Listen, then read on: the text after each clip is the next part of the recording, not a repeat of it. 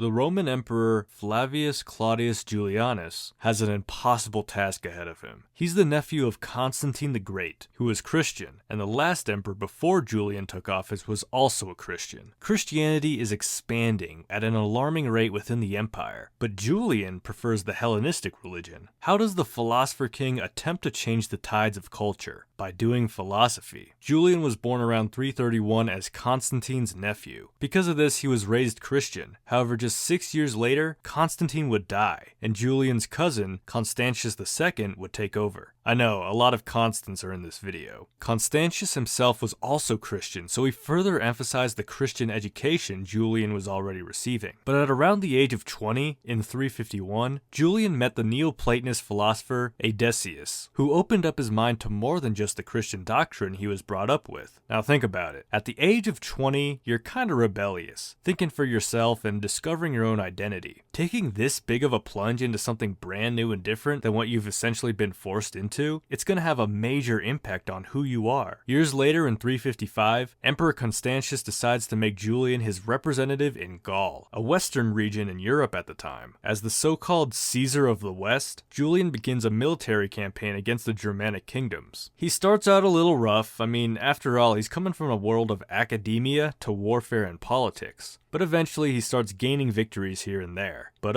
Julian's getting a lot of power and favor with his soldiers, and it looks like Constantius might be making some moves antithetical to Julian, and a civil war might break out. But it's okay, cause Constantius dies randomly in 361. So no civil war, and Julian is now the sole emperor. Now you know the life of a Roman emperor, going on campaigns of war and taking land, losing land, all that good stuff. But in the background of this military life was still the philosopher interested in Neoplatonism, with a desire to see Christian influences in the Roman Empire decrease. Now Julian looks to the past and realizes that the persecution of Christians has had the adverse effect of only strengthening and growing Christianity in the empire. So he needs a new strategy. He decides to launch an intellectual campaign. For example, he pushes the School Edict, which prohibits Christian teachers from using pagan texts like the Odyssey or the Iliad in order to show the superiority of Christianity. He also implements the Tolerance Edict, which reopens pagan temples and brings back Christian scholars who were excommunicated by the church for being heretical. But on top of this, he also does the philosophical work himself, writing an essay entitled Against the Galileans. This essay was intended for public distribution, in order to sway people away from Christianity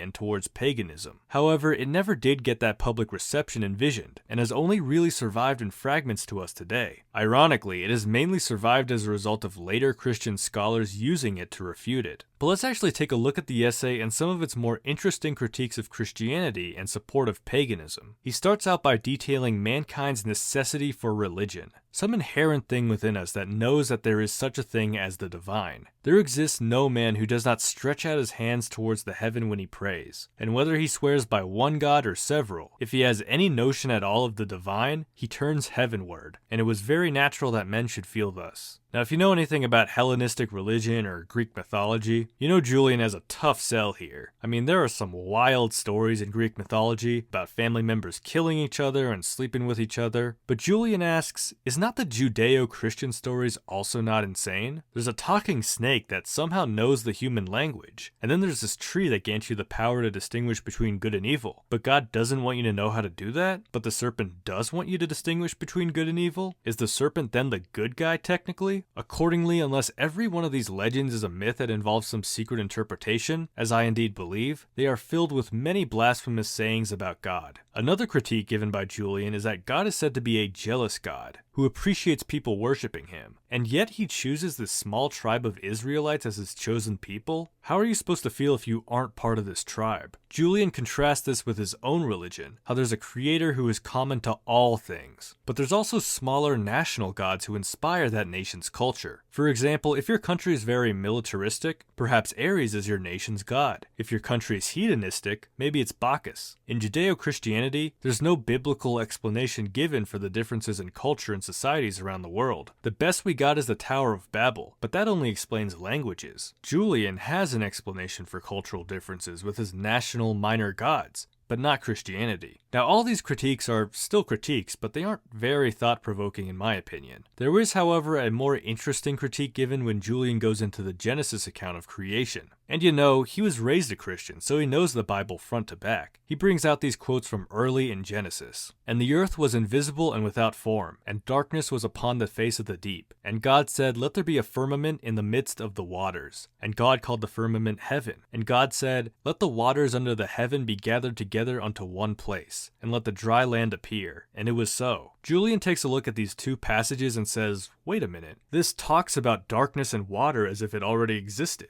There isn't a passage that said God created water. It just said that he made a firmament in the water. From this he concludes that, according to Moses, God is the creator of nothing that is incorporeal, but is only the disposer of matter that already existed. For example, consider the sentence, "I moved the chair away from the table." Nothing in that sentence implies that I created the chair or the table. It just says that I moved them apart. My counter to Julian would be that 1, I'm kinda on the metaphorical side when it comes to interpretations of Genesis, but 2, even though these passages don't imply God created water and darkness, it also doesn't imply that he didn't. If you take a literal interpretation of the Bible, that doesn't mean that there can't be gaps or things left out that happened. For example, nothing talks about Cain's wife being created, but there she is. And to be fair, not even history textbooks spell out every little inclusive detail. Anyway, that's a quick gist of a part of Against the Galileans, which is also just a part of the fragments that survived. Now, if you're watching this, after the reign of the Roman Empire, Julian ultimately failed in his mission to decrease the influence of Christianity and increase the influence of paganism. But what happened to Julian? Well, he's on one of these military campaigns as usual during the Battle of Samara. Julian runs out onto the battlefield in a rush and doesn't put on his chainmail armor. He gets stabbed with a spear. His physicians don't know what they're doing because they haven't watched House MD, and he dies. Some later Christian historians claim that he was killed by a Christian assassin, or that his last words were, "Thou hast conquered, Galilean." But at that point, it's like beating a dead horse. I mean, Christians, you already won. This guy lost. You don't gotta claim this is how he went out to further rub it in. But hey, maybe it was historically accurate, I don't know. So Julian might have been a real-life philosopher king who failed in his endeavor, but even as a Christian myself, I gotta respect going at it from this more intellectual angle, rather than,